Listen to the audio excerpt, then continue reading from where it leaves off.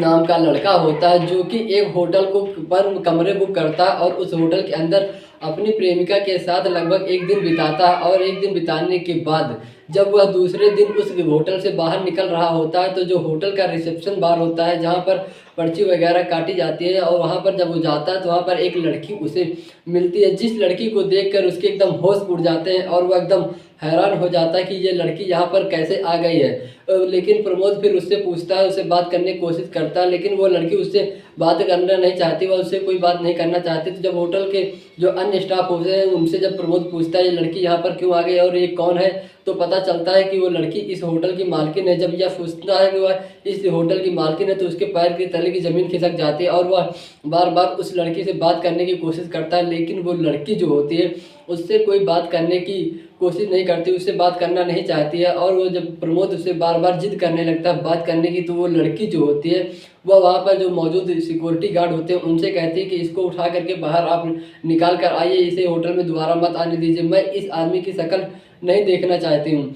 आखिर उस लड़की से प्रमोद का क्या संबंध था, आखिर प्रमोद ने उस लड़की के साथ क्या किया था जिससे उस लड़की ने इतना चिढ़ गया था, यह सब आपको पता चलेगा आगे इस कहानी में। दोस्तों, आज की जो कहानी, यह कहानी काफ़ी इंटरेस्टिंग और बहुत ही मज़ेदार कहानी है। अगर आप इस कहानी को सुनेंगे तो आप भी सोचने पर मजबूर हो जाएंगे और यह कहानी आपको एक संदेश भी देकर जाएगी।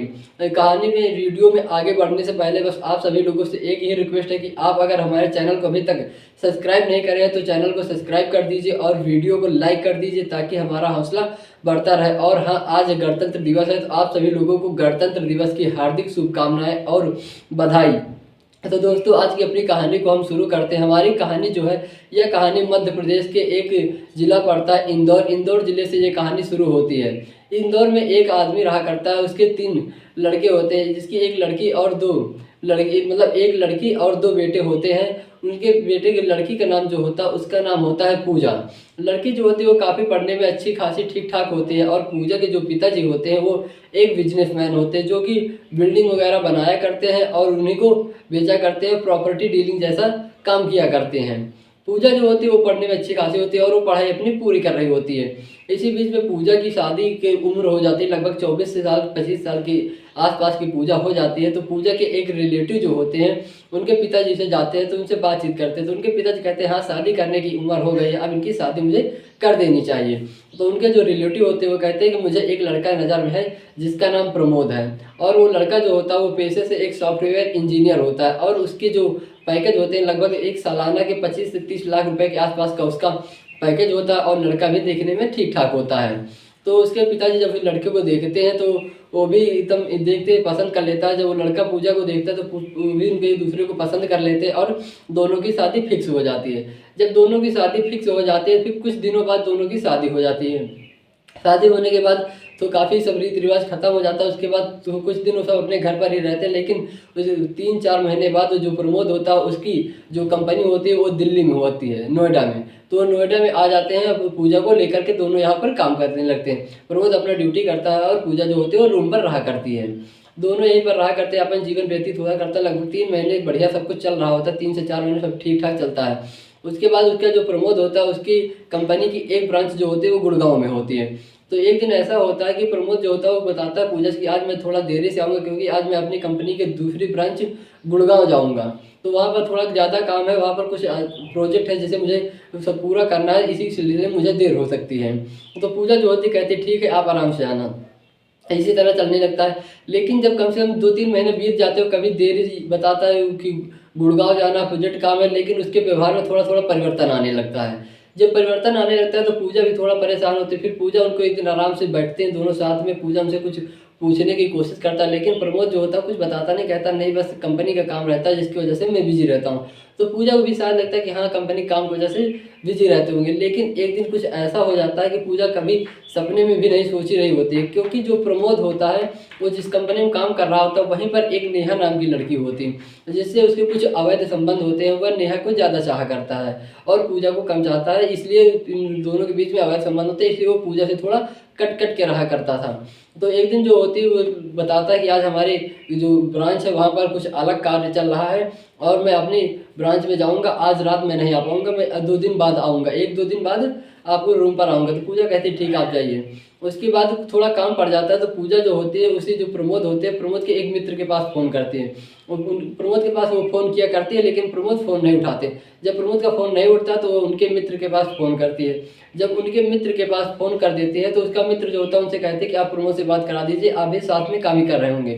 तो वो कहता नहीं भाभी जी, मैं तो अभी अपने यहाँ रूम पर ही हूँ, अभी तो कोई काम नहीं, प्रोजेक्ट में तो कुछ भी नहीं बुलाया गया है कंपनी। तो पूजा कहती कहीं आपको बुलाया नहीं गया है? तो कहता नहीं, मुझे तो नहीं बुलाया गया।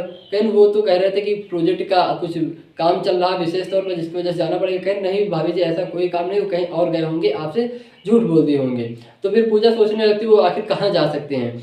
तो उसका जो मित्र होता है वो बताता है कि कंपनी में एक और लड़की है जिससे उनका कुछ अलग चक्कर चल रहा है। भाभी जी, मैं आपको बताना नहीं चाह रहा था, लेकिन मुझे अब बताना पड़ता है अगर आप पूछ रही हैं तो।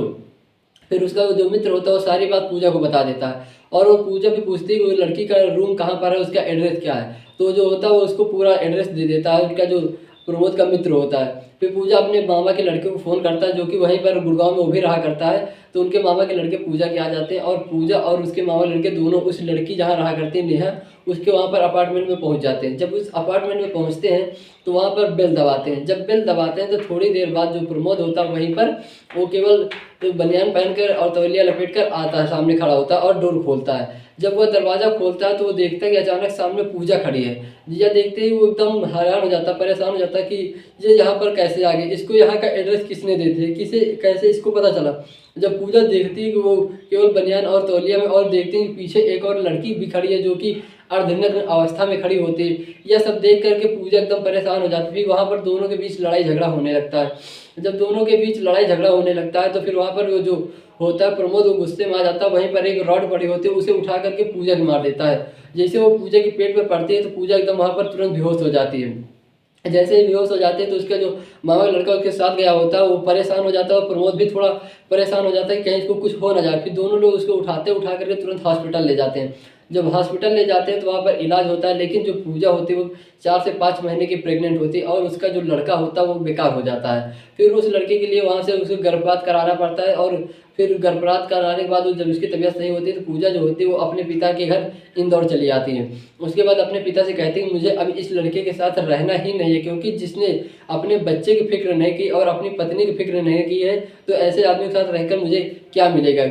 वो मैं इस आदमी के साथ अब नहीं रह सकती हूँ। उसके बाद वो जो होते हैं कोर्ट में अपना कुछ मुकदमा दायर करते हैं और पिटीशन फाइल करते हैं कि मुझे इस आदमी से तलाक चाहिए। उसके बाद कोर्ट की वजह से 1 साल बाद लगभग उन दोनों के बीच में तलाक हो जाता है। फिर वो अलग हो जाते हैं, और पूजा अलग हो जाती है। प्रमोद और पूजा दोनों अलग अलग अब रहने लगते हैं और अपनी ज़िंदगी बिताने लगते हैं। जो इधर पूजा होती है, ये इनके पिताजी जो बिजनेसमैन होते हैं वो यहाँ पर रहा करते हैं, तो पिताजी के बिजनेस में काम करने लगती है। इनके पिताजी को पता चलता है कि उसी शहर में एक नामी होटल होता है जो कि काफ़ी बड़ा होटल होता है। उस होटल की एक बार बिक्री होनी होती है, तो उसके पिताजी के पास अच्छे खासे पैसे होते हैं, तो उस होटल को खरीद लेते हैं। उस होटल को खरीदने के बाद पूजा को दे देते, कहते हैं इसको अब तुम चलाना, किस तरह से चलाना अब ये तुम जानो।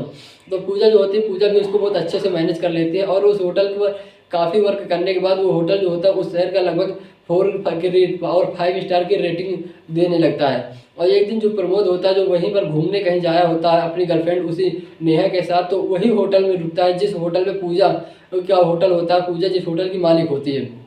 लेकिन उस दिन ऐसा होता है कि जो रिसेप्शन वाली लड़की होती है वो पूजा से कहती है मैडम जी आज मैं नहीं आ पाऊंगी, आज आप होटल में देख लेना किस तरह से काम करना है। तो पूजा कहती है ठीक है, अगर आप नहीं आओगे तो आज मैं ही रिसेप्शन में बैठ जाती हूँ। जब पूजा वहाँ पर बैठती है तो उसके बाद जब प्रमोद वहाँ पर दूसरे दिन जाता है और पेमेंट करने की कोशिश करता है, तो जब देखता है वो पूजा को देखने के बाद वो एकदम परेशान हो जाता है। वो सोचता है पूजा यहाँ पर कोई नौकरी कर रही होगी शायद। तो जब वहाँ पर पता करने के बाद पता चलता है कि ये होटल की इस होटल की मालकिन है, ये होटल इसका खुद का निजी है।